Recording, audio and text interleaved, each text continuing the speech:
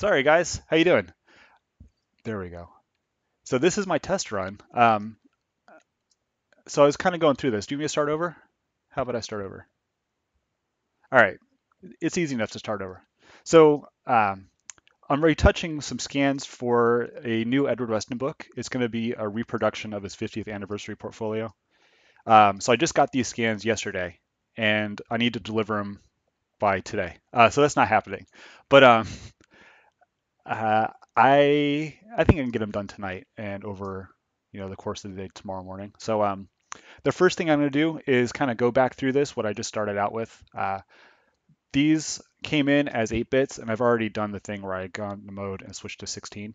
Um, Usually what I'll do at this point, before doing the stuff you just saw me do, without me talking about it, was going to crop this down, and then crop it down and then do all my retouching.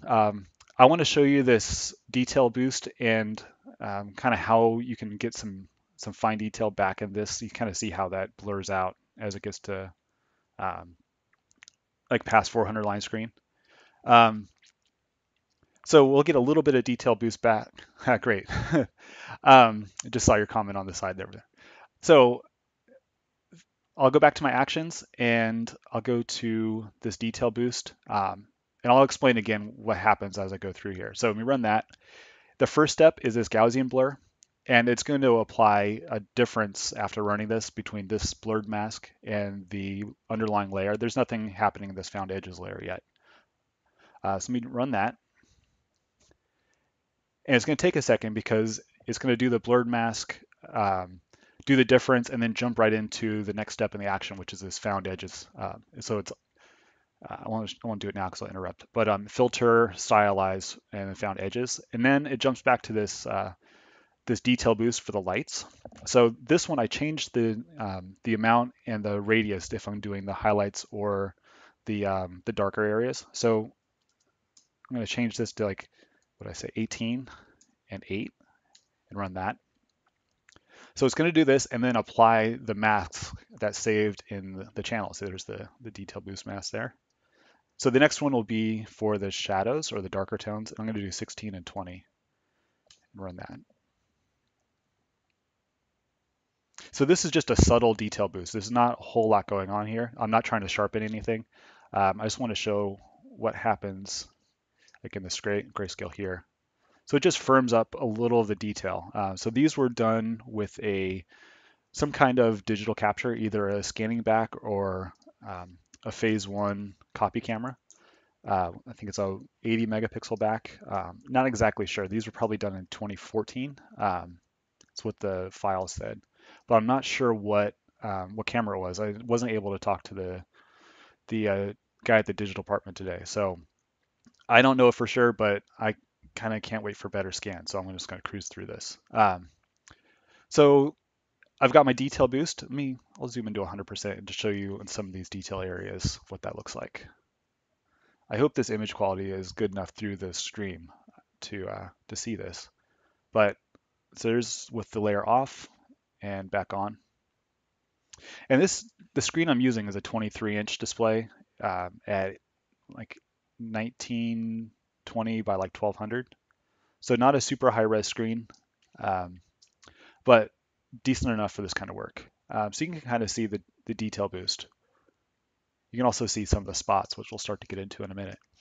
So with that layer kind of done, I have another set of actions that I'll run, and this is a retouching layer action. So run that. It's going to do there's a dust and scratch. So this is a pretty aggressive dust and scratch. If you look up here, it just kills all the detail. The only reason I use this dust and scratch layer is for these extreme blacks. I developed this when I was working on the Brett Weston scans for those portfolios. And um, and there's a lot more black in Brett's pictures than at Edward's. So um, especially this one where there's like shadow detail for the most part, like in these kinds of tones. But in stuff like here, let me run this and I'll show you what happens. So it's going to run this dust and scratch layer or action and load a black mask on it. So then I have my dust and scratch layer, and then I have my spots. So this is just a clear layer, and I'll do my actual cloning or healing brush stuff. So let me get rid of this and zoom in here, and we'll start showing you how to, oops, come on, 100%. So I talk to myself a lot when I do this too. So just kind of narrating along, but also I'll say, oh, forgot this. And so I'm going to use a brush, and I'm going to paint in the layer mask, the dust and scratch layer mask. Brush, and then 0, shift 0 to get 100% on the opacity and flow. And yeah, I've already taken the hardness up. So bigger brush, I'm going to zoom in just a little bit more. Now, of course, these are never going to be seen at 100% like this. But what this allows me to do is really see if I'm going to, say as I brush along, uh, what is detail and what is a spot. And things like the edges of these trees, or these kind of dark edges, I don't want to smush out the detail there. So I'm really only going into these darker areas. And I will, I'll jump around a lot. So I know it could be a little joggy on the screen here, but this is how I would just generally work. So pick around, the top corner and just make your way through the picture. So you can see like pressing really lightly on the pen tablet just to get in there. So if I show you the size of the spots there. This just means, I'm using this dust and scratch, so I don't have to be as careful with the sampling or the healing brush. Um, so I'll just work my way along and just do this. Now this is going to be boring because it's spots, and no one likes watching someone spot. But this is also just to give you an idea of what goes into these kinds of this kind of retouching work for sending stuff to press. So at a certain point, I'm going to stop and crop. So let me zoom back in and back up. So that there, let me brush that out again. Yeah, I'll get rid of that. These are, I was joking with somebody else, like, I feel like this like immense sense of responsibility that I can't mess up these scans. Like, you know, it's like trimming like an Edward Weston print. Like, who wants that responsibility? Same thing with spotting. Oh, am I not doing the right thing here? Let me get the brush, do that again. I was also joking yesterday. I was like, 90% of knowing how to retouch is knowing which layer to work on. So, um, generally when I'm working, I have some music on, and I have a second headphone here with some just kind of ambient stuff going, electronic-y, like 80s car chase music in some cases. But and oh, not sampling and brushing. So D on the keyboard gets the foreground and background color, and paint with white. Um, so in a second, I'm going to jump over and you see this scratch here. Um, Back up. That's something that might need to be done with the, I'm going to keep the layers up.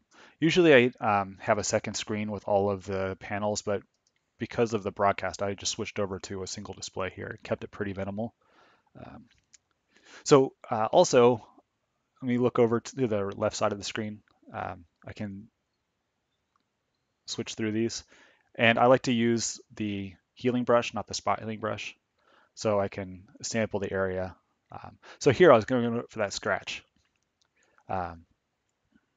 That's the reason I jumped over here. So, when I have this tool selected, I'll just continue on with that until there's something that needs the brush tool with the dust and scratch layer, just because it's, once you have something in your hand, just keep working with it.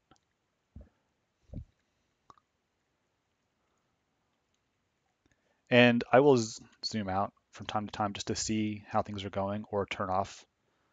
Yeah, see, already starting to make some progress. Then, you'll see something on the other side and start over there and cruise through.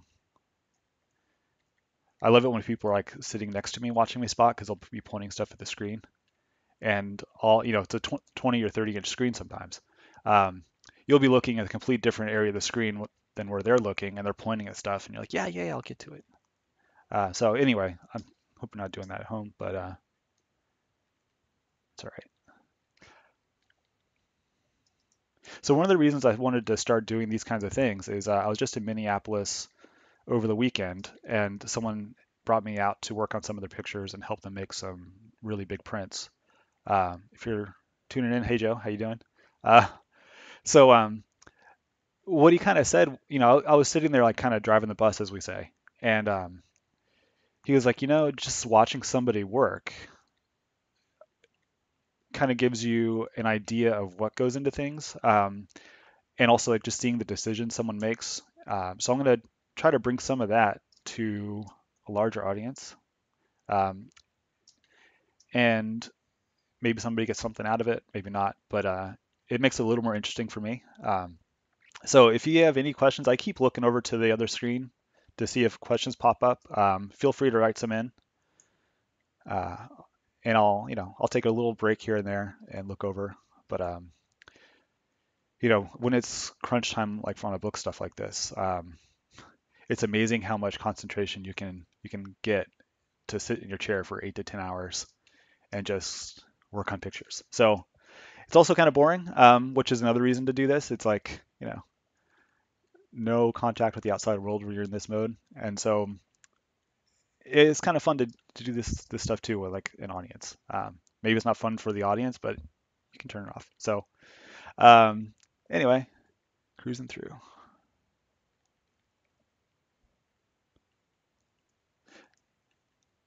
Now I'm kind of tired looking at this white border, and this needs to get cropped down for the book anyway to be put in the image panel or the image boxes in the design file. Ooh, see that? I messed up. No, I didn't. It's fine.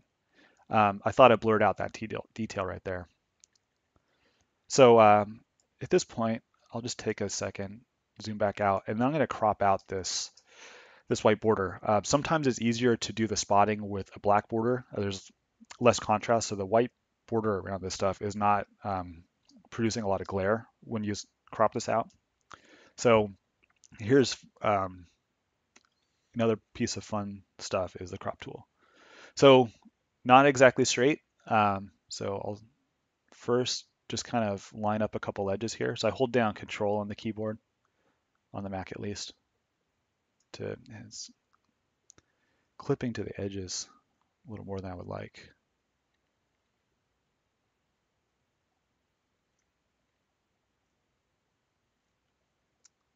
So sometimes what I'll do is just get it close and then apply the crop and then jump back out and use the nudge tool or the arrow keys to nudge it where I need it to go. So I'm going to have to rotate that a little more. So were these spots on the original prints? No. You can actually see the spotting that he did on, this was a lot of texture, image texture in this, not a lot of paper texture. But you'll see some in smoother areas where there were some spots. A lot of these spots are just like natural, like dust from the environment or over. So these were made in 51 or 52, I think, these prints that were in this portfolio. And who knows where this particular portfolio came from. So some of the spots are just kind of maybe embedded in the paper, or not in the paper fibers, but in the gelatin uh, from the like drawing on the screen or just in the air. Or some actually like in a couple of the other images found some fingerprints on the actual like face of the print. So a lot of it is just accumulation. You'd be surprised. So the reason to spot these like this is when they make the high resolution plates. So these are 400 line screen, which is like higher than an inkjet print will go. And if you do them in 4 separations, um, there are, all these things overlap. So you get really high resolution plates, and those spots will show up. Like it's kind of amazing what will show up in the black on press. So that's why I tend to be a little more careful than someone says, oh, you're not, why is it taking so long? You're only going to see them that size. Well, when somebody gets up close to the print in the book, you'll see those. So let me go back to spotting here. Sorry. Cancel. Okay, clear. Back to the crop. I'm sorry. Yeah, I hope that answers that question. But yeah, I need to get them all. It's like the Pokemons, right? You gotta catch them all.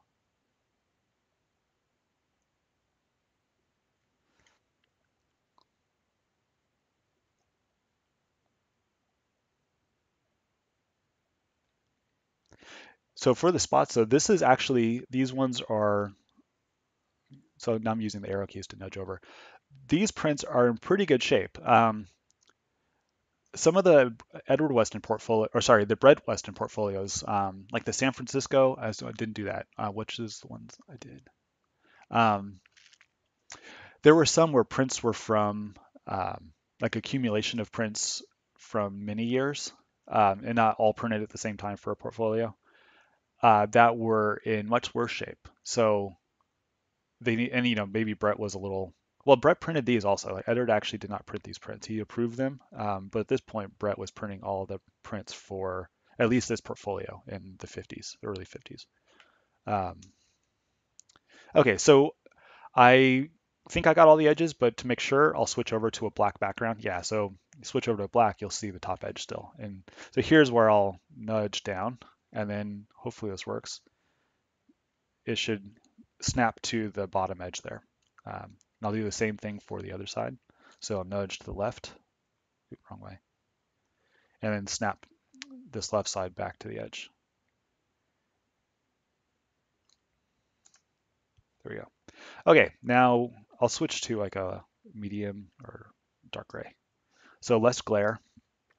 And that edge there is not actually there. It's just a contrast between the edge of the image frame and the background. So where it's a little light like that, don't worry about that. So let me zoom in a little bit better. I got one there. So we're back to the spotting layer or retouching layers. Go through this. So how long am I going to keep this open? You know, it's 22 minutes so far. Time flies. I think about an hour. And um, I might come. Well, I'm definitely going to keep working all night. But um, yeah, I'll keep this going for about an hour just because I'm not sure. So this is still a test for this new kind of game, like a game here, but this little video stuff. So I don't want to load up my. I'm not sure where. I mean, I know where it's saving the file to the specific drive, but I'm not sure what it does with a temp file as I'm going. So I have a pretty. I mean, I have about a 500 gigabyte startup disk, and then external scratch disks and all that. So I'm not worried about RAM or scratch disk space for the Photoshop, but I am a little bit concerned about what the video stuff does. So I'm not going to keep this more than an hour. I know I want to get to um, some tonal range adjustments. So I kind of just keep talking. I don't tell you what I'm doing here. So there was a line across here, and instead of using like the spotting or the clone stamp, I like to go on either side of whatever line I'm working on. And so I'm sampling from one side to another, so it really breaks up that line. Uh, it's more of a scuff than a scratch, but you kind of get to know what techniques work for different kinds of defects. So here I'm trying to get that spot. Uh, so make the holding down the Option and Control key to make my brush larger or smaller. So when I get right in there, and then I can off and on. And got that. Um, and what else? Let's see. So some of this is a little out of focus down in those corners, so I'm not gonna worry about trying to over sharpen that. Oh, here's a discoloration. So that's actually in the original print. So in this case, let's try sampling from there. I'm gonna switch to the clone stamp and change it to a softer edge. I'm gonna sample in this rock area there, and maybe that's not the best idea. Let's see. I'm trying to find the shape of that in another rock to sample from. So matching the shape of this guy to kind of whatever's on the other side of this. So maybe like that there. I'm lining that up and then painting that over. Didn't do that as well. zoom in even more. Maybe that one.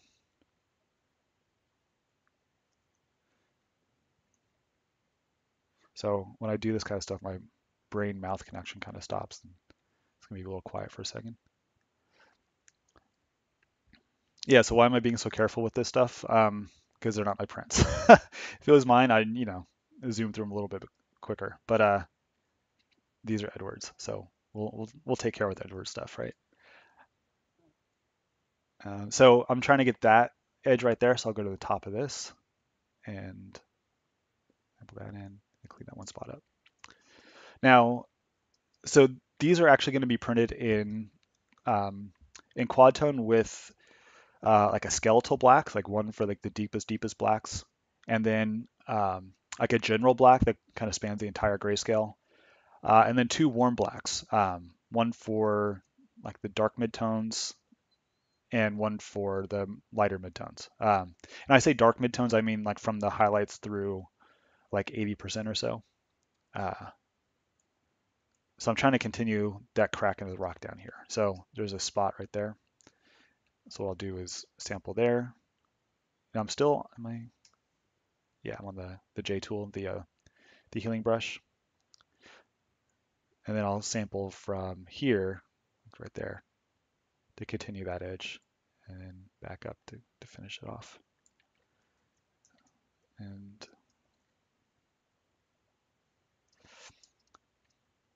all right, so let's do some tonal corrections. I was on press for the Brett Weston books, and I'm not sure if I'm going to go out to California to stand on press for this. But in watching what they were doing with the last four run of the Brett books, I kind of got a sense of how they deal with these dark tones when they're standing on press. They'll actually put more ink onto the plate to bring up the brights.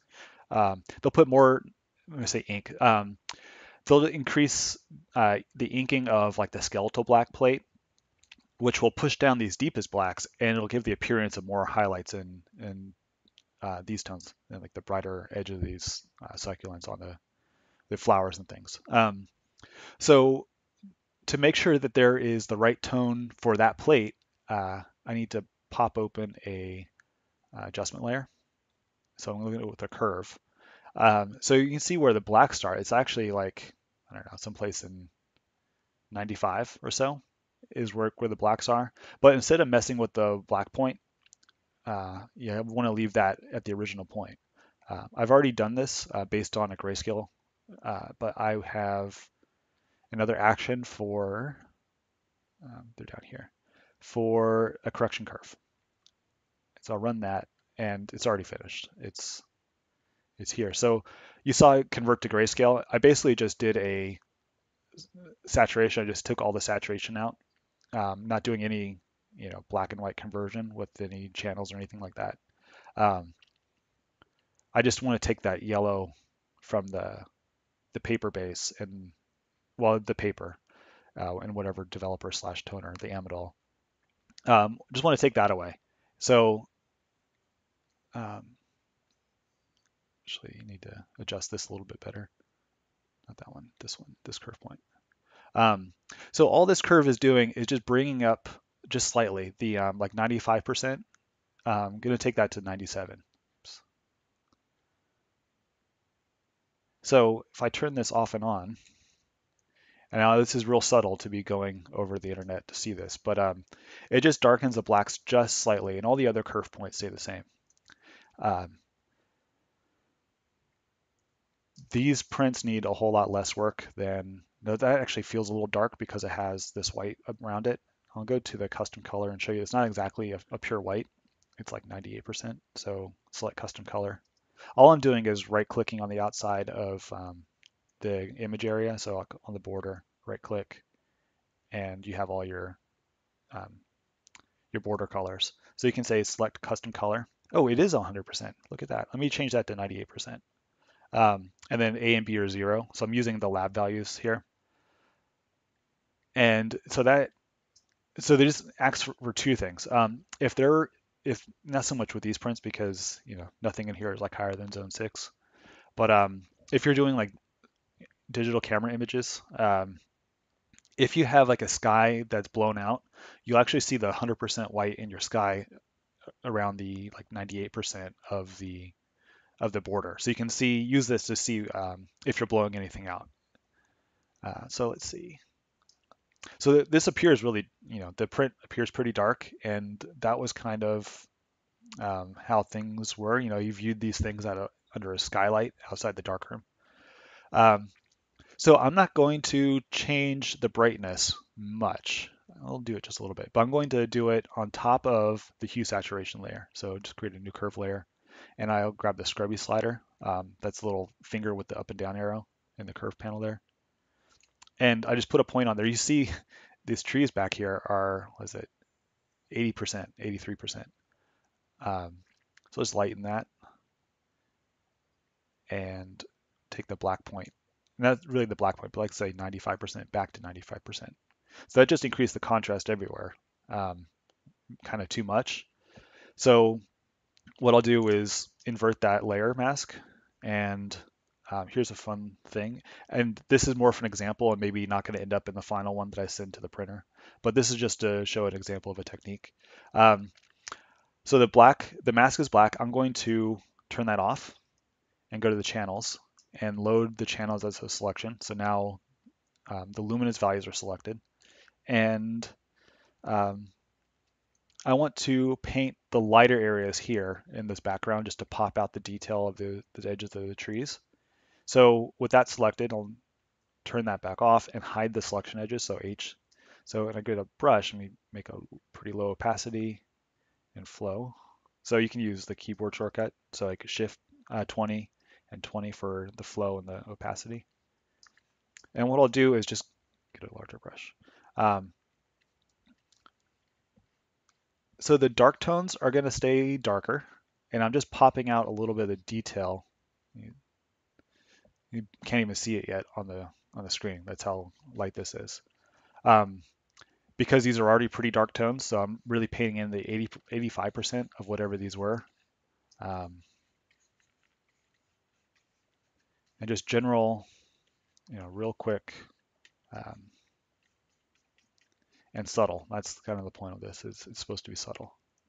So that's with the mask turned off, and get it kind of more on the screen here. So you see that those details in the back are just coming up just the slightest a bit. And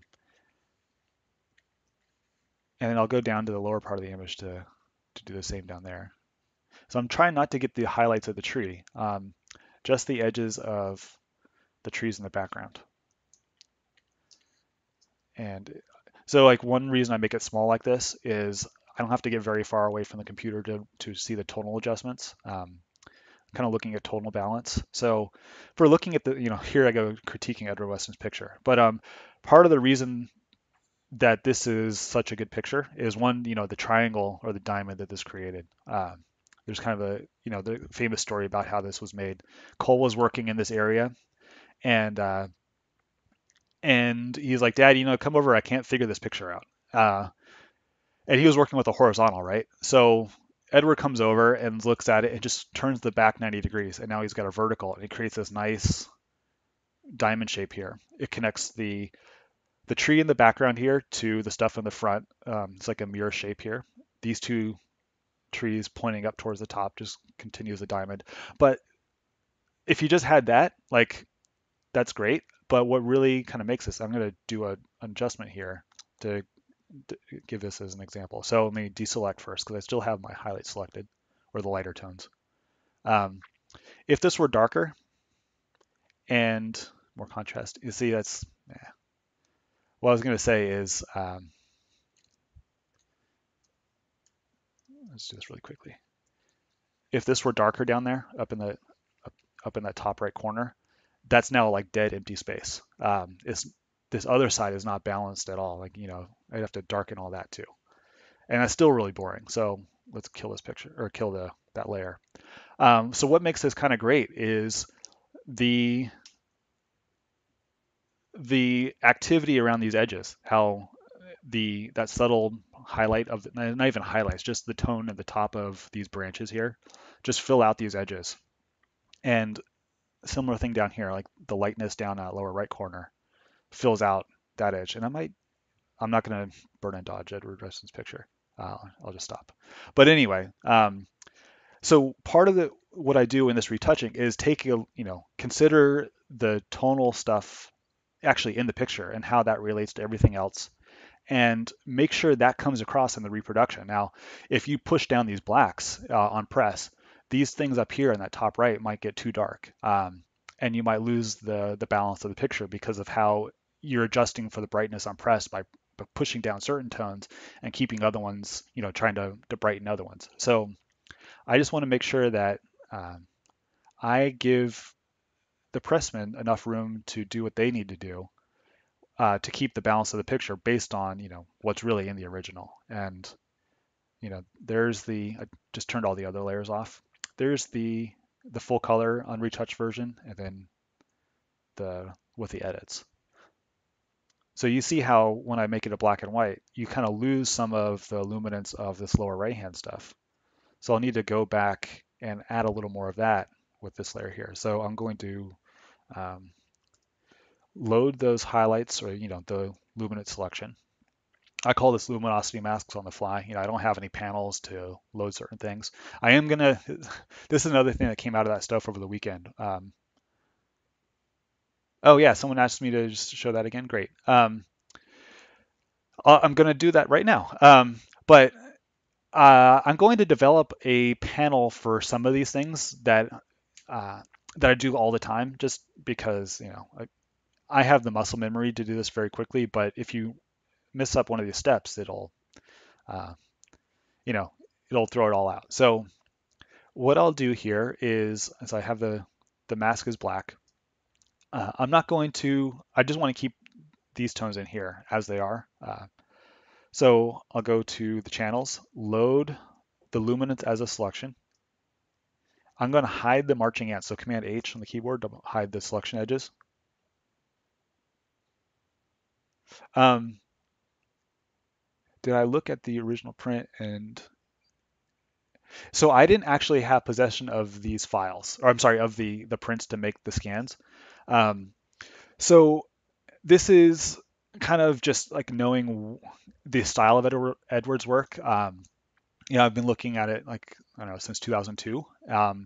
Basically every museum show I can get to, and every an APAD or a Paris photo, just looking at the prints and really absorbing the quality of these 8x10 contact prints. So internalizing that and then coming to the files, you kind of how the intent, like you said. So I'm trying to not push my, who am I to push my vision onto Edward Weston? But I've internalized through the years a lot of his work, and can kind of see what these things need, or what I think they need. And of course, these are going to be approved by the publisher, and then they're actually going to approve them on press too.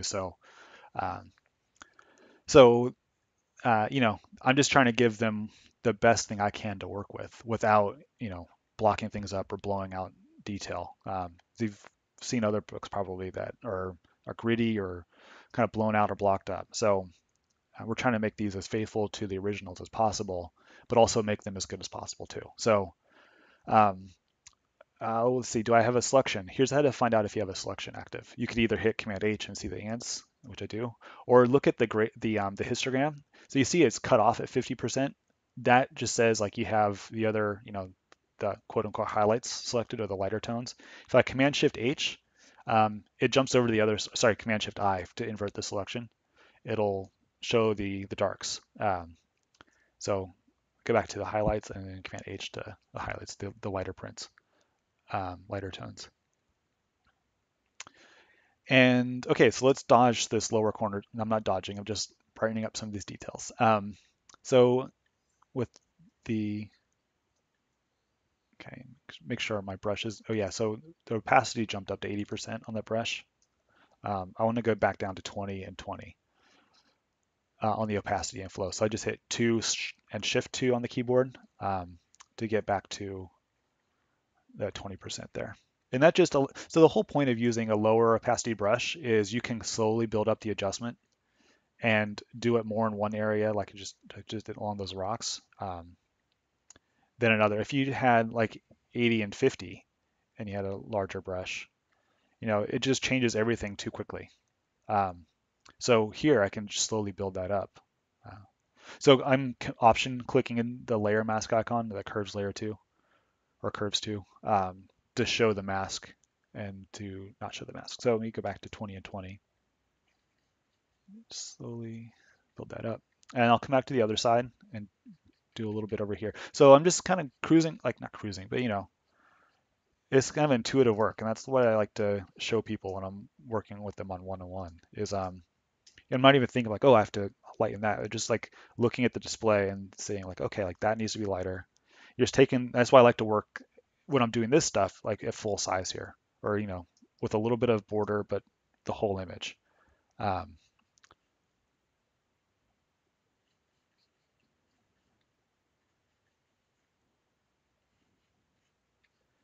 I also stop talking when I'm doing this too, because again, brain mouth connection.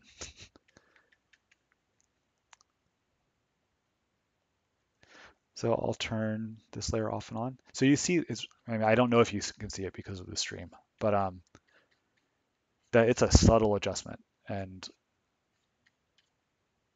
go up here and get some more.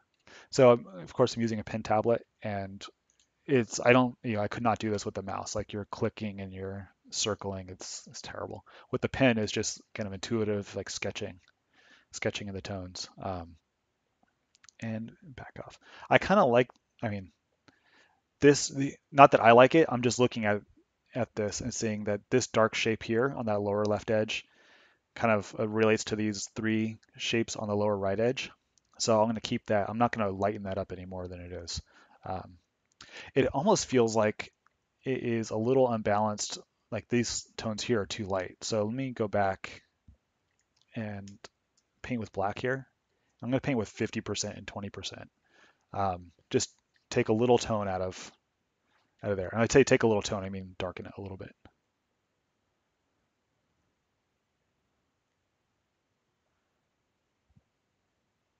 And clicking on and off here just to see what's going on. Um,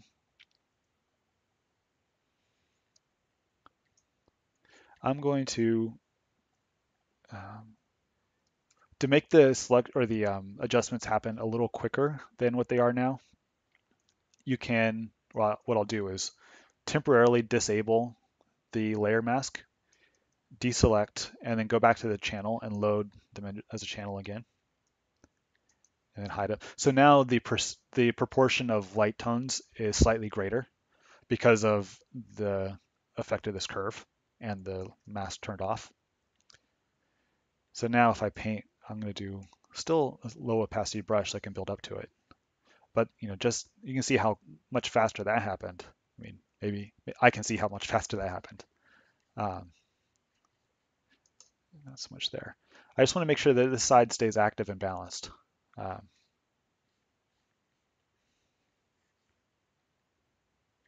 that might be too much. So yeah, that was a little too much. So let me go back and just take a little bit of the adjustment out of there. So if I turn off the tonal adjustment layer, which also has the grayscale or the desaturation in there also, um, but it's pretty close now. So how we're about 45 minutes. Let me continue with a little bit of spotting here. Um, so I'm going to here's what often happens. I still have the highlight selected. So if I were to do any spotting, I'm going to do it just as an example. So let me get the spotting tool, zoom in a little bit. I'm like, why is it not working, right? It's because of the selection. Um, Command D. Now I can actually do the spotting work. So I'm gonna maybe cut this off pretty quick. So if anyone's got any questions, like feel free to pop up and ask me. Um, this is really, like I said, just a test. What I would like to do with this is maybe once a week have a live broadcast of working on either my pictures or like somebody's scans that have been sent in to scan and retouch. Um, because there are a million different techniques you can use, and trying to do like a one-on-one workshop, you might try to do all the techniques in one picture when it really they might not need all those techniques. So what I hope to do is build a lot of examples of the decisions that I make when I'm doing this kind of retouching, like this retouching or on my own pictures. Um, and what goes into some of the selections, or how to approach certain pictures, the tonal compositions, those kinds of things. How I edit the tones to affect the composition, what I say when I mean balance, and cropping, all that stuff. So like I said, this is just a test. I hope it's been useful. I have a lot more work to do tonight, so um, I'm gonna continue on here. But yeah, I hope this was useful. I hope this was enjoyable. If not, let me know. I'll try to. Well, I might not try to change it up. Like this is just how I work. So um, yeah, and sorry, seeing the spots. So here's, I start talking, I start losing what I'm doing. I'm trying to make sure that I'm not getting, like I said, the edges of these tree highlights, um, which, all right, so I'm gonna cut it off too quick. Let's talk about these tree highlights.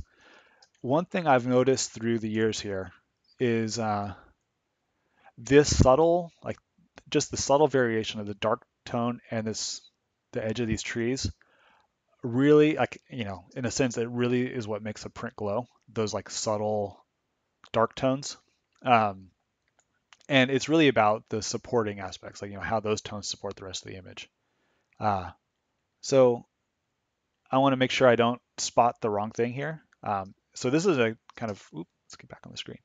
Kind of a hard one to work on because of those kinds of details. Uh, you know what?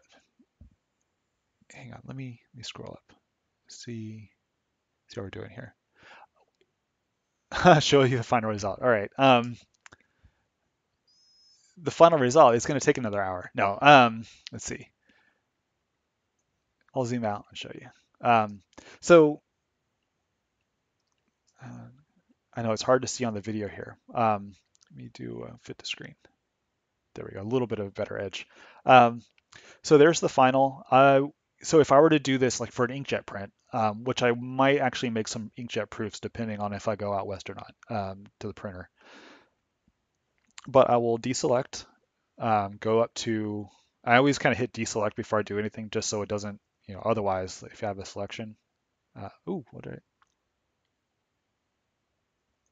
I messed up. There we go. I accidentally deleted a layer, or a group of layers, and undid a bunch of stuff.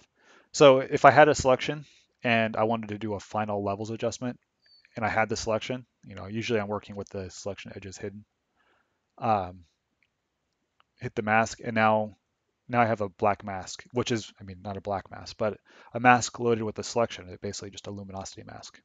So I don't want that. Let's get rid of that. But now I have the levels, and you can do the thing where you hold down the Option or Alt key and drag up to the black point.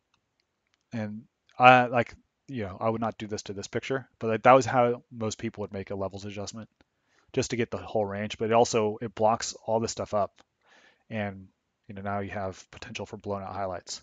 So I tend to do this more with a curve adjustment, and I do this basically right before I send the files. I'll do a proof. I'll even go to a better display here, and so at home basically I'm working on these at home because of a fast interconnect connection here, and um, it's a good display, but it's not a great display. So at work up at the studio, I have a better one, and I can really see what's happening in those darker tones. And the environment at the studio is a lot better for this kind of work, for the final tonal adjustment work. Um, with this light in this display, the relationships um, are consistent no matter basically what screen you're on. So unless you have a really terrible display, but so here, let me deselect, I'll do a new levels or a curves adjustment. And this is what I mean by muscle memory. I grab this, as soon as I create the panel pops up, I grab the scrubby slider and put a curve point on the point there, or on the line. And I'll go down to like the highlight I want to protect, like that there. So when I say highlight, it's like 25%. Um, so it's not much in the way of highlights, but it's the perception of highlights based on the other dark tones in the image. So let's see what else we got. I might put, well, no, I'm going to use the arrow keys and just nudge up and too bright or too dark, I mean, too much. So I'll bring that back down and then maybe just kill that point off. And it's way too dark. So what you can do here is, um, let's see, what do we want to do? Turn that off for a second. And I'll go to the channels and load the channels as a selection and then immediately invert that. So now I have the darker tone selected. And, well, I didn't need to do that because I could just hit Command I on the keyboard with the lighter tone selected, and it would just invert the mask. Um, so there's with the mask on and off. So what I'm trying to do here is protect some of the lighter tones from that curve adjustment. But what you can do then is hit Command M to get a curve adjustment on the layer mask. And now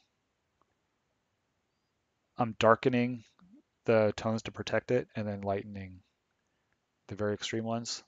So I'll show you so here's the mask. I just Command click, or sorry, Option click in the layer mask icon. Sorry, the screen moved and I couldn't see any comments. Let me scroll back up. All right. So this is just adjusting a luminosity mask. Um, so by doing this, these tones in here are being protected. The stuff that's dark is being protected. I can go back there and just fine tune this mask a little bit. Now this doesn't have to be totally exact because then you can lower the opacity of that layer to really dial it in. So again, like I'll save this stuff as a layered image, and then right before sending it, look at all together. I'll have them basically all up on the screen, and because it is a portfolio, it's going to go into a book. They have to be the right tones for the image, but also has to be the right tones relating to one another in the book. Um, so you're not going to see a final image here. I might do a post on the site in maybe a few weeks when I get around to it to show you like how all of them worked out. Um, so let's turn it off and on. Yeah, I'm going to back off this just a little bit. It's just getting a little too dark and heavy up in here. So um, yeah, still making those considerations. The other thing you can do with the mask is just feather the edges up in the mask panel for the properties of the mask. And that just smooths out any not that there is much in here, but with that set down to here. If you saw some edges or anything, you can just increase the edge of the mask or the feather of the mask edge. So something like that. Now for sharpening, the final sharpening, that is specific to the press and the paper. And so I basically just do that first little detail bit and don't really do much in terms of final sharpening because that's for the pre-press people at the printing plant. That's a lot of P's, isn't it? Um, anyway, so that would be about the final. Um, like I said, they do a little, like they'll do adjustments on press. And I also like to take a break here. Like, I've been on this for about an hour. Yeah, about an hour. And so it's time to get up, like stretch my legs, stretch my eyeballs. We'll go outside and kind of look around a little bit, walk the dog, and just keep it. You don't want to keep looking at the same image for like 2 hours straight because you'll just start to see how you want it to be, and you come back and it'll look way off. So I try to not do more than like 40 to 45 minutes to an hour at a time, just in terms of like sitting in the chair. I'm gonna keep moving here a little bit. So that'll be about it. I'm gonna save this now. So what I'll do here is just call it edit, and um, yeah, saving it with the layers. I'm going to save it as Adobe RGB for now. And before doing the final adjustment, I'll convert it to grayscale and send a 16-bit grayscale image to the designer. The designer will pop it into the design and send the whole package to the printer, hopefully tomorrow. So that's it. You know, pop a comment up if you want to ask any more questions, and I'll get back to them through text there. Uh, yeah, that's it. I hope you enjoyed. See y'all later.